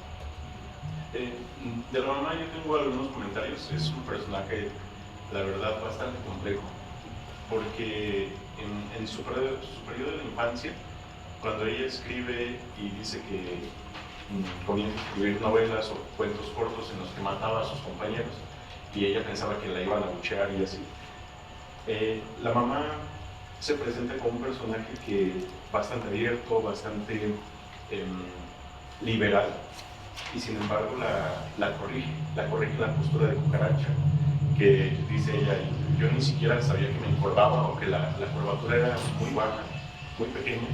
Sin embargo, la mamá le llamó cucaracha, ¿no? Como mencionamos al principio. También la mamá celebra los éxitos, o bueno, los cuentos de la niña, diciendo que son obras maestras, que no perdió oportunidad con sus amistades, con los familiares, para mencionar que las obras de la niña son obras maestras. Sin embargo, también la corrige. Lo que yo vería ahí en el complejo personaje de la madre es que quiere lo mejor para su hija, sus hijos. Sin embargo, ella misma está luchando contra la tradición o el conservadurismo de la abuela, que después se va explicando el conservadurismo de la abuela, que ella se mueve en ambientes bohemios, que el seminario de Reunidos, y esa misma complejidad, o no sé si decirle ese torbellino mental que trae la mamá, ella lo expresa frotándole alcohol en los pies a la hija, que incluso la niña, a pesar de que la mamá era dura, que era estricta, la veía como mucho mejor que las sanjuanizas que le ponía la abuela. Esa es la percepción de la niña, y para mí el papel de la mamá es bastante complejo. Vuelvo y repito, por todas las contradicciones que trae, que está inyectando en la niña misma. Y listo.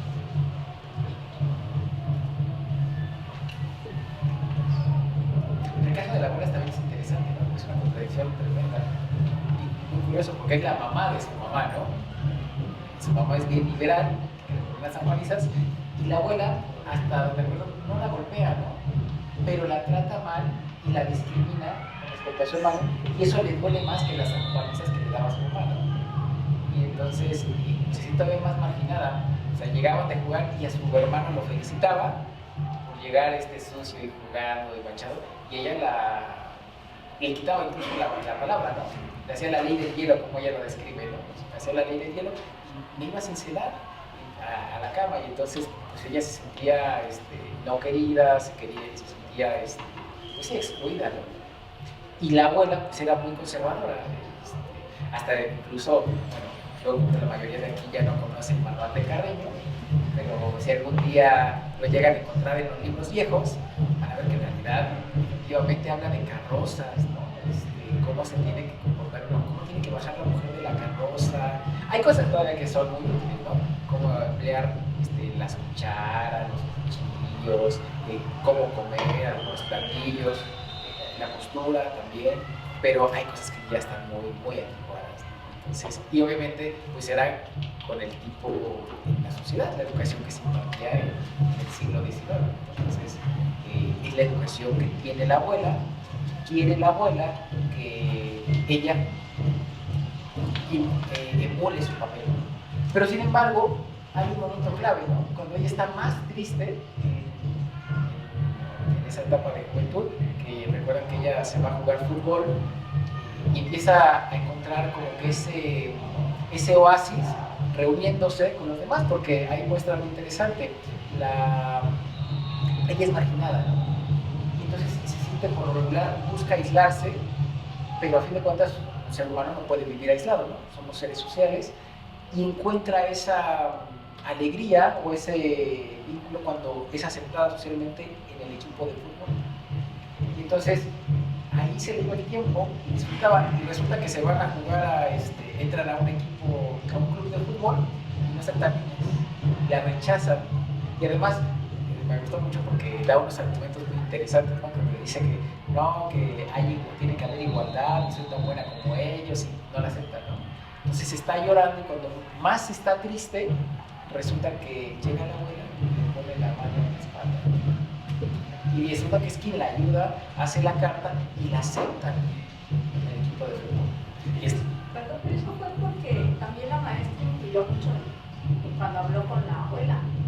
Cuando la manda a llamar, sí, es probable. Y entonces la maestra, pues,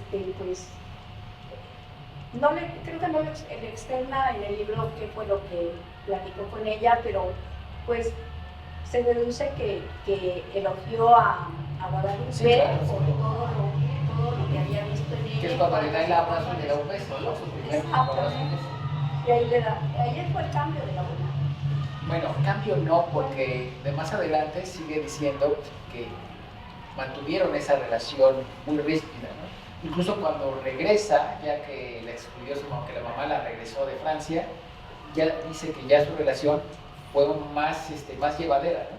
Pero en realidad siguió siendo muy ríspida. Pero lo que me refería era que la abuela, que tenía una educación, una formación muy conservadora en esa época, que ahora yo creo que sería más, sin embargo, y que parecía que no la quería, por lo menos tuvo algunos momentos de cariño hacia ella, ¿no? Y que le transformó la vida, ¿no? Le permitió seguir adelante, ¿no? Como que fue un impulso para, órale, todavía puede seguir, ¿no? Y que ella misma dice, o sea, no lo dice literalmente, pero muestra que su mamá le enseñó a que puede haber igualdad entre los hombres y las mujeres, lo cual está perfecto, ¿no? Que todos pueden ser iguales, todos pueden hacer las mismas cosas, pero se da cuenta que no pueden ser exactamente las mismas cosas, ¿no? Porque ya cuando empieza esa transformación del cuerpo y le dan un balonazo, no puede, ¿no? O sea, ya no puede hacer lo mismo que los niños, es niña. Y entonces ahí hay una división de roles, ¿no? Por decirlo así.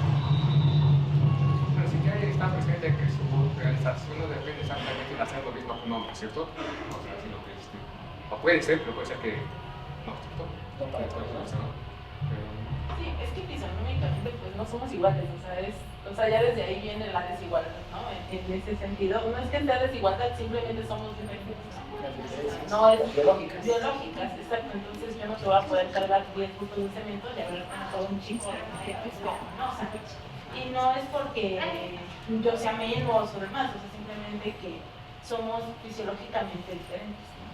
A veces creo que ese término se llega a confundir cuando buscamos la igualdad. Pero sí lo describe ahí. La educación de la autora estuvo dada aunque su papá está presente principalmente con mujeres, ¿cierto? Después manda a su papá al extranjero y lo mete en la cárcel, con la autora, por eso diciendo. Incluyó a su papá, ¿cierto? Sí, claro. Ausente. Sí, lo dejó fuera. ¿Por qué sería? Su papá ya no estuvo presente. Y finalmente la educación se dedica a la mamá y a la abuela, ¿cierto? Bueno, es que en el ánimo de proteger a los niños, las mujeres en su familia no les dijeron realmente dónde estaba el papá, ¿no? Supongo que era una parte de la vergüenza, porque aparte también comenta ella en la lectura que su mamá no quería que supiera a qué se dedicaba, o que dijera que dónde estaba su papá, ¿no?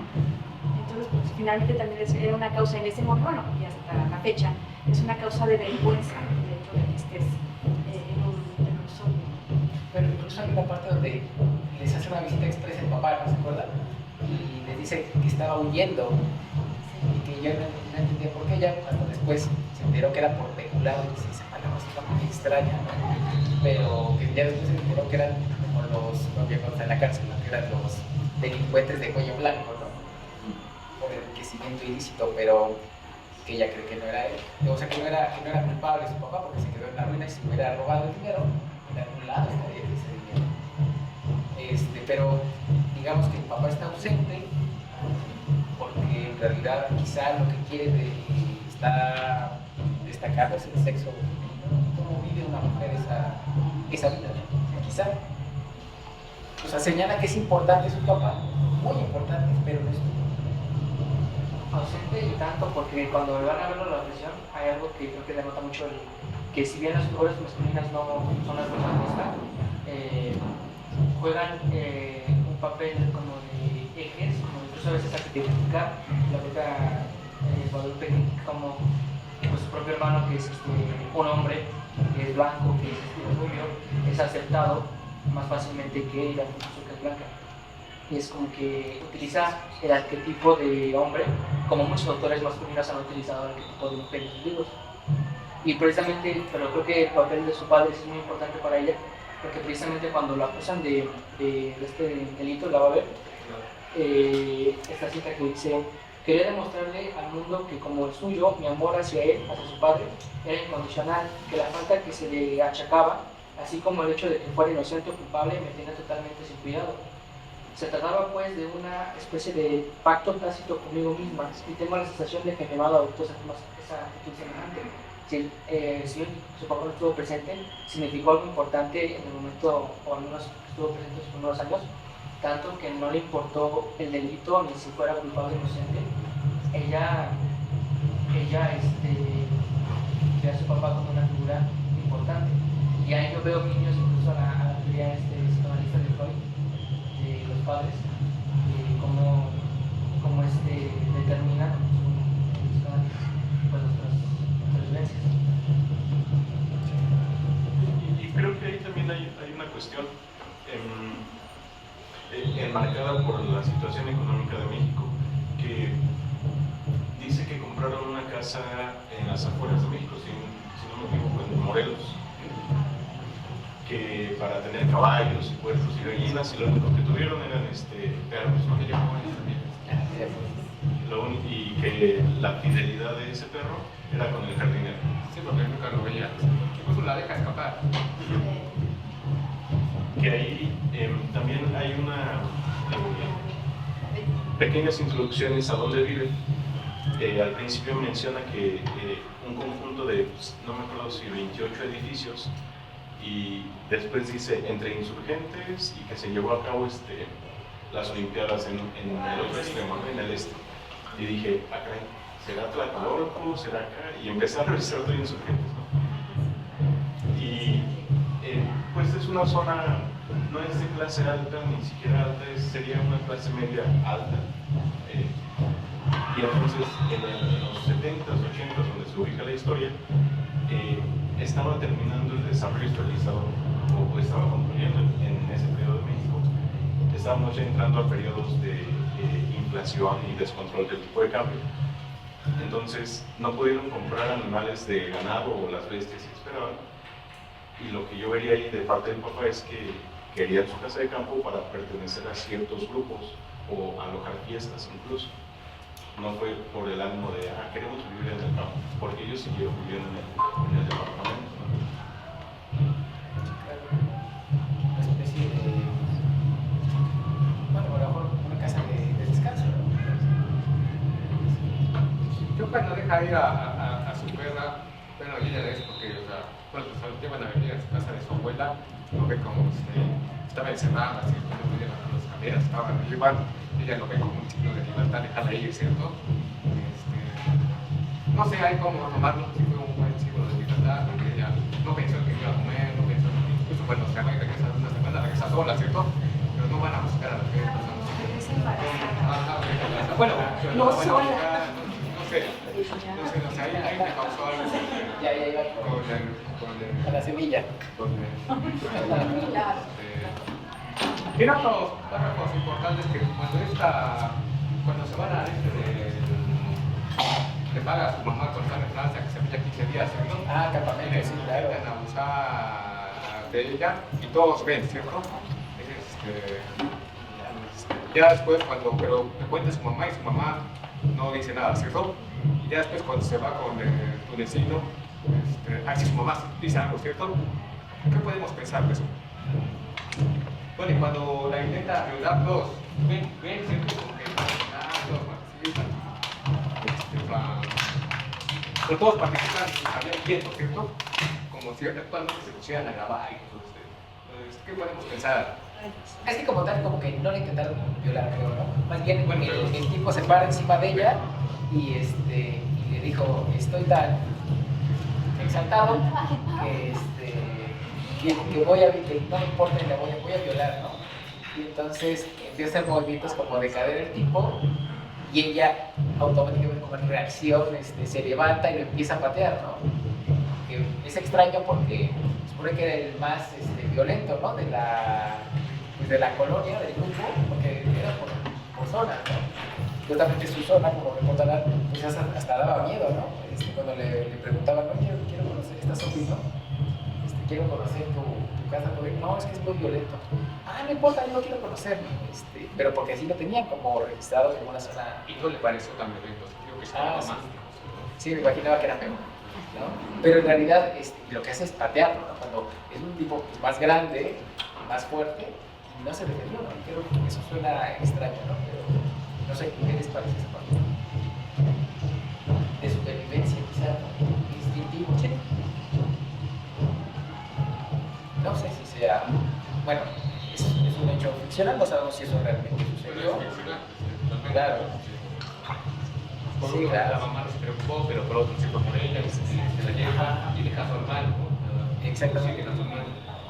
¿Qué es lo curioso? Porque su mamá ya estaba preocupada. Recuerdan que su mamá estaba preocupada por el comportamiento de ella, que hay una parte donde está con sus amigas y la empieza a juzgar, ¿no? Más bien la empieza a denunciar casi con sus amigas de que tiene un comportamiento inapropiado de la seducción. Dice: una noche mientras cenábamos con varias mujeres hippies y cuarentonas en casa de Lisa, a mi madre le dio por denunciar mi comportamiento.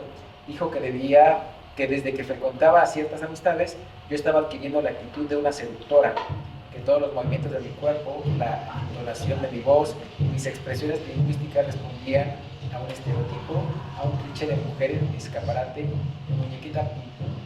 Basta y hace, digamos que una descripción, ¿no? Dice: pero ha de haber sido cierto, doctora Zaslavsky, ¿no era algo más bien digno de aplaudir y fomentar la capacidad para seducir al prójimo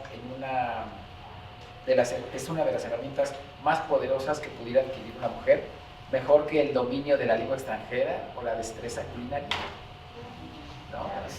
Pero la mamá estaba, lo que comentaba el doctor Víctor y yo, es que es extraño, ¿no? Porque en cierto modo como que la mamá se sentía celosa, sentía cierto riesgo de ella, ¿no? Que ella estaba creciendo, que era más guapa y recuerdo que tenía un novio De Mauricio, ¿no? de Mauricio, Educado, ajá, y más joven, ¿no? a la mitad, la palabra. Entre ella, exactamente, en el intermedio entre ella y la sentía como una amenaza, ¿no? Incluso cuando fue Sofía a visitarla, se puso a platicar bien abierta con exactamente la cosa. Entonces, pues la mamá es esa ambigüedad, ¿no? Por un lado, aparentemente la quiere proteger, como dice Víctor, cuando le platica de que la atacaron, pues ella no pasó nada, no es relevante. Es algo que, no sé, son de las contradicciones que en general puede suceder, ¿no? Con los padres o con un ser humano, ¿no? Tiene esas contradicciones. Por un lado, aparentemente quiere proteger, pero por otro lado está haciendo, desprotege, o quiere darle una educación muy liberal, y resulta que cuando tiene su primer novio, y resulta que se desaparece con él, inmediatamente la regresa, ¿no? De Francia a México, ¿no? Con su abuela, que es cuando llega y su francés y cuenta todo. Yo quiero preguntar, si ustedes lograron ubicar dónde vivió, dónde creció su departamento. Es en la Villa Olímpica, es una unidad habitacional, un edificio grande, la cantidad está haciendo. Sí, porque la Villa Olímpica, así lo claro, las instalaciones deportivas, llega a decirte una alberca de 100 metros, ¿cierto? Pero no existe una alberca de 100 metros que exista, porque las olímpicas son de 50, ¿cierto? A mí me confundió porque en algún punto dice que había una pirámide, bueno, mencionó la pirámide, y por eso yo me fui más hacia Tlatelolco y la zona arqueológica. No, porque narra su vieja historia, ¿cierto? Y narra su vieja historia como si fuera feo, ¿cierto? Todas las casas marginales, no sé cómo era en los 70, esa zona. Yo lo conocí en los 2000, se me hizo tan feo, pero ella lo narra como si fuera lo peor. Sí, Sí, bueno, lo más marginal, ¿no? Pero tiene un simbolismo donde estaba su papá, ¿cierto? Cosas así. Pero sí, ella vivía en el sur, cerca de México. Por eso dice que es extranjero, ¿cierto? Fue ocupada por extranjeros. Y por eso, como dijo Nayeli, convivió con extranjeros desde muy joven, cosa que a veces no se tiene, ¿cierto? El de convivir con los extranjeros. Bueno, de parte con exiliados extranjeros. Sí, que le da mucho énfasis a esa parte, ¿no? Lo que vivieron los exiliados, lo que sufrieron en sus países, Argentina, Chile, que tuvieron que venir para acá. Que es el caso también de muchos, de muchos extranjeros que viven aquí, como Roberto Bolaño, ¿no? También chileno, y no aquí con esa parte del exilio. Y ya después se fue a España, pero como muchos otros, ¿no? Que por su propia voluntad, Podolowski,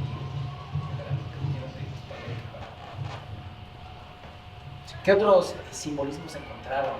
Los conflictos, hay conflictos muy interesantes en la novela. Es algo muy interesante. Bueno, sí hay muchos conflictos en muchas, como estas, la autora hace muchas cosas que se pueden considerar como prohibidas o como tabú, ¿cierto? En el sentido de la, como de la psicología o de la sociedad. Y ella piensa que así no las va a realizar, ¿es cierto también?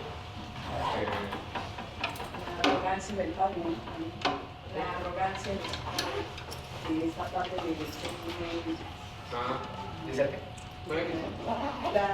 esa parte de la arrogancia, donde finalmente triunfa en los negocios, ¿no? Era muy al final, para mí era como ese padre que andaba metido en 100 malos manejos.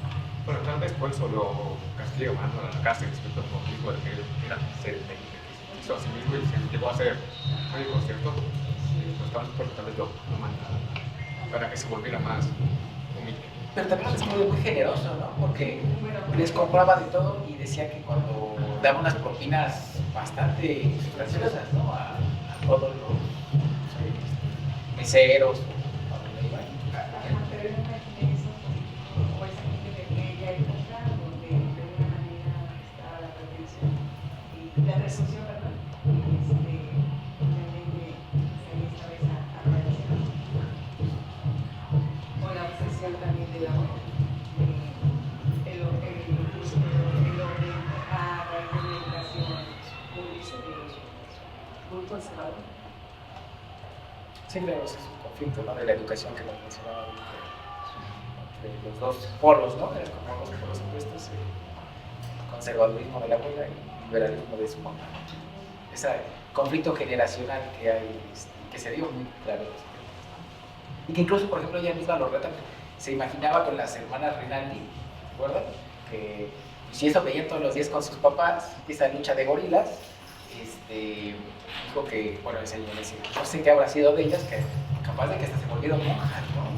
Llegaron al otro extremo, ¿no? Y todo lo que les tocaba ver, pudieron haber llegado al otro extremo, se suicidaron, quién sabe. Y cuando va a Francia eso está exagerado, porque su amiga Sofía a los 3 años ya había hecho un montón de cosas, ¿cierto? Sí, es excesivo. Que se manejaba a los 13 años, con toda naturalidad por toda París. Ya estaba hablando de su adicción, ¿cierto?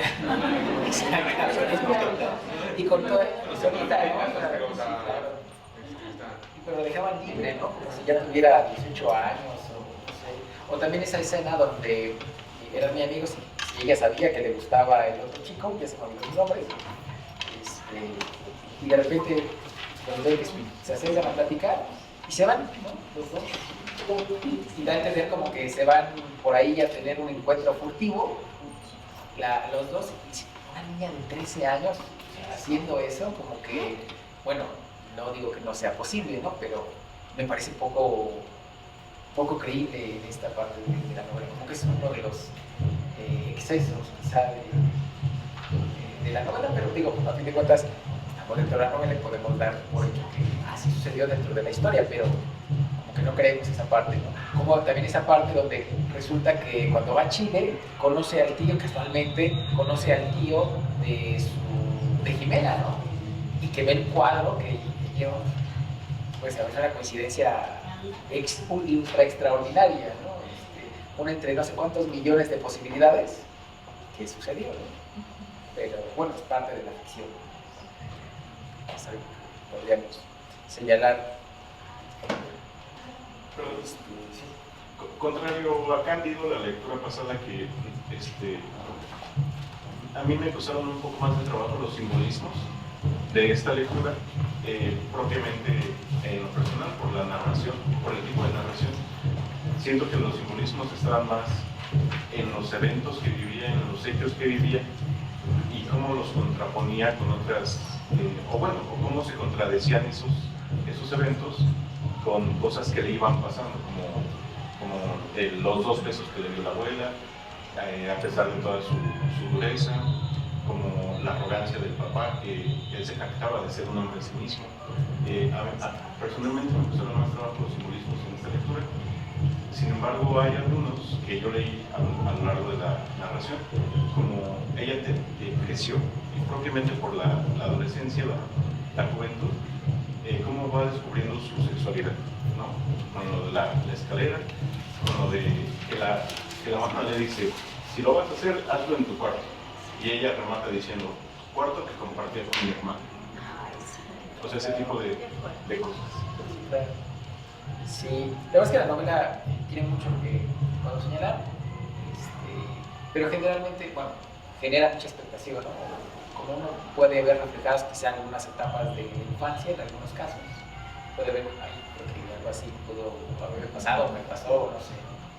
Quizá ese es algo interesante que tiene la literatura y que una de las enseñanzas es esa, ¿no? Ella pudo enfrentar o descubrir o abordar la realidad a través de los libros, ¿no? Que es algo que queremos señalar. Oye, perdón, ya estamos concluyendo, nada más voy a pasar rápidamente lista para los que están. Andrés Quesada, Arturo